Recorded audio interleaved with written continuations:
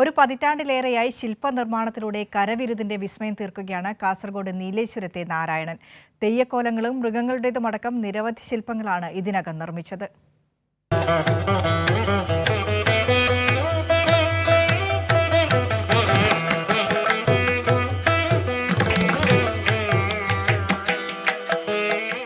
നീലേശ്വരം മൂലപ്പള്ളിയിലെ നാരായണന്റെ വീട്ടുമുറ്റത്തൊരുങ്ങുകയാണ് രൗദ്രഭാവത്തോടെയുള്ള ബാലിതെയ്യം. ഒറ്റനോട്ടത്തിൽ ഉറഞ്ഞാടുന്ന തെയ്യക്കോലമെന്നേ ആർക്കും തോന്നൂ. മോപ്പാളയണിഞ്ഞ് പീഠത്തിൽ കാലിന്മേൽ കാൽകയറ്റി വെച്ചിരിക്കുന്ന പൊട്ടൻ തെയ്യത്തെ കാണാം മറ്റൊരു ഭാഗത്ത്. ഇങ്ങനെ ആരെയും വിസ്മയിപ്പിക്കുന്നതാണ് നാരായണൻ സിമന്റിൽ തീർക്കുന്ന ശില്പങ്ങൾ. ചെറുപ്പത്തിൽ ചിത്രരചനയോടായിരുന്നു പ്രിയം. പരമ്പരാഗതമായി മരപ്പണിക്കാരനായ നാരായണൻ ജോലിയുടെ ഇടവേളകളിലാണ് ചിത്രം വരച്ചിരുന്നത്.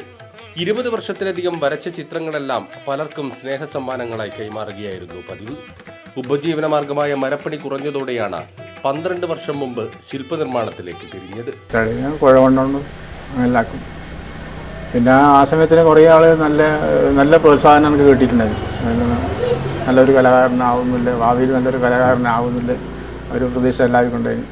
അപ്പോൾ അങ്ങനെ. അന്നേരം എവിടെയായിരുന്നു താമസം? താമസം അന്നേരം ഇവിടെ തന്നെയാണ്? അല്ല, അന്നേരം താമസം ഇത് മൂലപ്പള്ളി തറവാട്ടിലാണ്. വീട്ടുമുറ്റത്ത് സിമന്റിൽ പക്ഷികളുടെയും മൃഗങ്ങളുടെയും രൂപം തീർത്താണ് ശില്പനിർമ്മാണം തുടങ്ങിയത്. ശില്പങ്ങൾ ശ്രദ്ധിക്കപ്പെട്ടതോടെ ആവശ്യക്കാരെത്തി തുടങ്ങി. അതിന് സിമന്റ് കമ്പി, പിന്നെ സിമന്റ് കമ്പി ജില്ലി, പിന്നെ ദൈവങ്ങളുടെ രൂപത്തിലേക്ക് മാറി. പിന്നെ ദൈവങ്ങളുടെ പ്രധാനമായിട്ട് ഇപ്പോൾ ചെയ്ത രൂപങ്ങൾ പ്രധാനപ്പെട്ട ചെയ്തതിന് ബാലിയത്. പണി പൂർത്തിയായ ബാലിതെയ്യത്തിന് മുടിയുൾപ്പെടെ 8 അടി ഉയരമുണ്ട്. സിമന്റ്, പൂഴി, ഇരുമ്പിനെറ്റ്, പേപ്പർ, ചാക്ക്, മരം എന്നിവ ഉപയോഗിച്ചാണ് നിർമ്മാണം.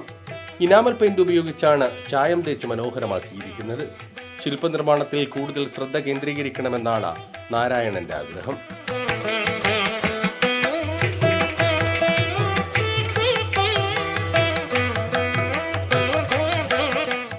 കൈരളി ന്യൂസ്, കാസർഗോഡ്.